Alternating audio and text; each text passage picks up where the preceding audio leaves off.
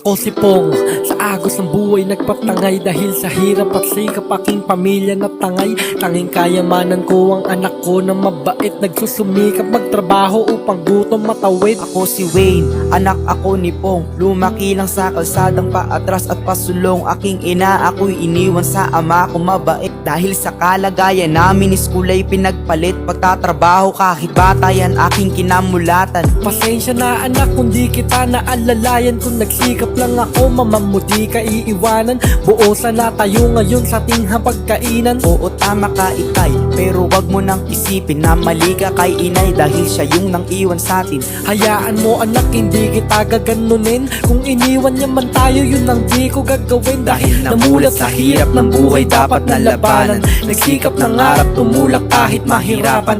Namulat sa hirap ng buhay dapat na labanan. Nagsikap ng harap tumulak kahit mahirapan.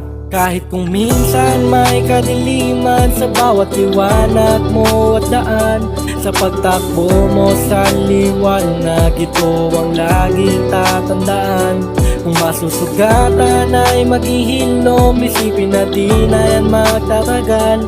At dahil sa kagustuhang magsumikap, ito ang nakita ko na paraan.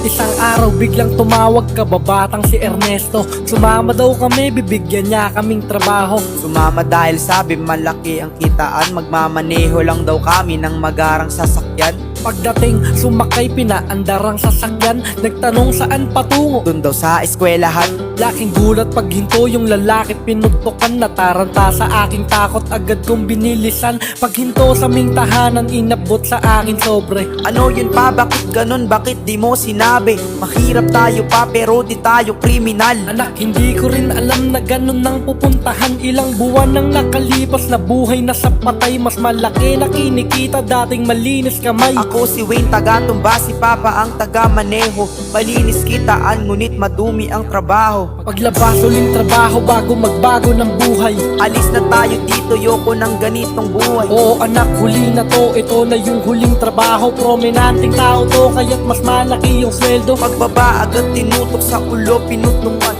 Ngunit di ko na malayan na meron sa likuran. Pagkababa aking nakita, bulagta sa harapan. At hindi ko na malayan, tayo ang naputukan. Pagbaba agad tinutok sa ulo, pinutukan. Ngunit di ko na malayan na meron sa likuran. Pagkababa aking nakita, bulagta sa harapan. At hindi ko na malayan, tayo ang naputukan.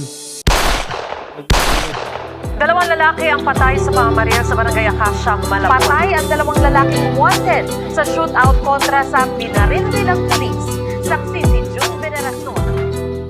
Ang punto lang sa kantang to, naway inyong mapagtanto. Nabilog rin ang mundo na kung anong gawin sa kapwa ay siya ring gagawin sa'yo.